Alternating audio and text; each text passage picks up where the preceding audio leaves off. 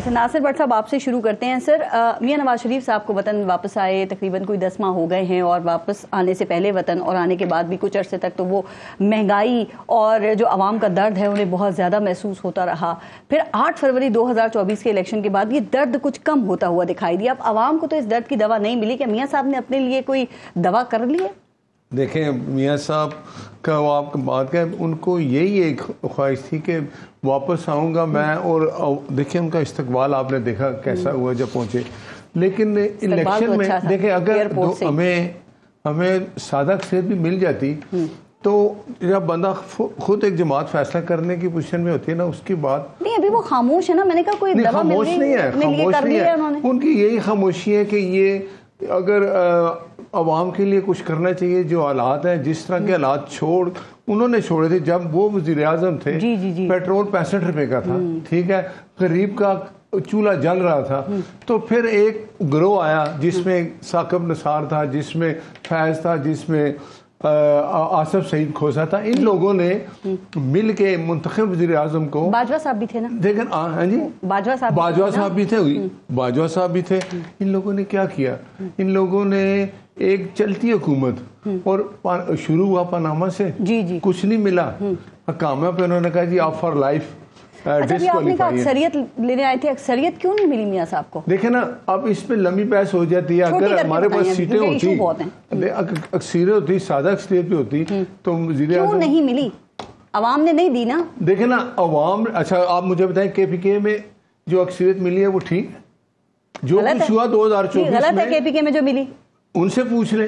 तो आपसे पूछ रही हूं, आप बताइए गलत है या मैं कहता हूं कि 2024 का इलेक्शन एक सवालिया निशान। अवाम ने नहीं दी अक्सरियत आपको ना। अवाम की अक्सरियत का फैसला तो हमारे हक में था। अच्छा। आप देखें ना, जब मियां साहब वापस आए, लेकिन अब जो इलेक्शन आपके सामने 2024 का कैसा हुआ, धांधली हो गई आपके साथ। 2018 में भी ये हुआ, 2018 में भी हुआ। अब जो हालात है, मैं ये समझता हूँ, धांधली हुई ना आपके साथ? नहीं, मुझे बताए, धांधली तुम्हारे साथ 2018 में भी हुई, धांधली भी नहीं हुई। नहीं, क्या है 2018 में भी हमारे साथ क्या हुआ? एक बंदे को मुसल्लत कर दिया गया। आपको मैंने जो नाम बताया, उन लोगों को अगर कटहरे में लाया जाता, कौन लाएगा? नहीं, देखिए, अच्छा मुझे बताएं, पीपल्स पार्टी का, मैं बताता हूं जी, पीपल्स पार्टी के ने जो है ना चीफ जस्टिस, पीपल्स पार्टी नहीं, चीफ जस्टिस जो है ना, उन्होंने 100 मोटो नोटिस लिया और कहा जी के पीपल्स पार्टी के जुल्फिकार अली भुट्टो के साथ जो हुआ गलत फैसला हुआ।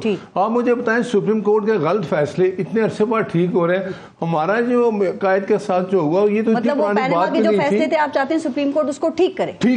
नहीं, उनको सजा दे। जो चीफ जस्टिस साकिब निसार तो इमरान खान की टिकटें बेचता रहा। आपके वो ऑडियो सुनी? वो कह रहा था अबू को पैसे दे दे, 1 करोड़ रुपए की टिकट आपका हो गया। तो इस मुल्क में अगर ये केस आप लगा दें, सुप्रीम कोर्ट को भेज दें। नहीं, हम कहते हैं कि चीफ जस्टिस खुद इसका 100 मोटो ले। नहीं, हम तो कहते हैं, हम तो आवाज दे रहे हैं। मैं और इंतजार में बैठे चीफ जस्टिस खुद लगा। मैं एज ए वर्कर बार बार ये कहता हूँ हर प्रोग्राम में कि उन लोगों को अगर कटहरे में लाया जाता तो आने वाला वक्त बड़ा अच्छा होता। और ये होगा आने वाले वक्त में। ये बिजली के बिल देखें, एक मजदूर की इतनी तनख्वाह नहीं है जितने बिल्स आ रहे हैं। लोगों की तनख्वाह का जो ज्यादा हिस्सा है वो बिल में चला जाता है। मुझे बताएं, वो बिल दें, बच्चों को 2 वक्त की रोटी दें, उनको तालीम दिलवाएं, अपना इलाज कराएं। ये आपकी बात देखें, ये हम IMF के जंगल में जो फंसे हुए हैं, ये अगर उस वक्त जब मुसल्लत किया गया था, ये भी वही नहीं, मेरी सुने, वो रस्तू था ना एक उनका, जो कहता था, क्या उसका नाम पोस्टर बॉय, वो कह रहा था 3 महीने में हम सब कुछ वापस ले आएंगे, इतना अरबों रुपया लाएंगे। वो किधर गए लोग? वो तो अभी नजर ही नहीं आते। चले, उनके पोस्टर बॉय के बाद आपके मिफ्ता इस्माइल भी आए थे, लेकिन हालात बेहतर नहीं हो सके। देखिए ना, उनको हालात को, अब आप जिन जंगल में हमें फंसा के चले गए, IMF के जंगल में, उससे नासिर भट्ट साहब मान लिया बड़े मसाइल थे, इमरान खान साहब कुछ तबाह करके चला गया, और 2017 से पहले ये भी मान लेते हैं बहुत अच्छी हुकूमत थी, बेहतरीन हुकूमत थी। लेकिन आप ये बताइए कि अभी अवाम जिस अजाब से गुजर रहे हैं, तो क्या इनको एहतजाज का हक भी आप नहीं देंगे सर? अगर वो एहतजाज करते हैं तो आपको क्या परेशानी है, क्या डर है, क्या खौफ है? सर, आइन भी इजाजत देता है, एहतजाज का हक है आइन में। अब देखें, हमने एहतजाज का हक इनके पास है, ये आगे बैठे हुए अपना एहतजाज का, आपने इन्हें करने दिया। कल आपने इस्लामाबाद और रावलपिंडी में वो जंगो जदल किया, जंग का मैदान बना दिया। इतनी पकड़ धकड़, इतनी गिरफ्तारियां, इतना क्रैकडाउन, क्या किसी जमहूरी दौर को सूट करता है? अवाम को रोने भी नहीं देना चाहते आप लोग सर। वो फैजाबाद में धरना 1 हफ्ता रहा, किसी ने, ये इंतजामिया जो थी इस्लामाबाद पिंडी की, वो क्यों सोई हुई थी उस वक्त? देखिए, मेरी बात सुने, आपने बात की TLP का एक धरना हुआ, एक जमहूरी हुकूमत में अगर आप गैर जमहूरी तरीके इख्तियार करेंगे तो कोई आपको इजाज़त नहीं देगा। TLP वाले आए, उनका उनके देखें वो आए वहाँ, वो बैठ गए, 3 दिन बैठे रहे, 4 दिन बैठे रहे। इस्लामी ने क्या गैर कानूनी काम किया? धरना नहीं देने दिया उन्होंने, लियाकत बाग में दे दिया। तो धरना इन्होंने देखे मुश्किलात तो डाली, रुकावटें तो डाली, हमने इनको इजाज़त दे दी है, लियाकत बाग में बैठे हुए, और इनके लिए तो दफा 144 खास है।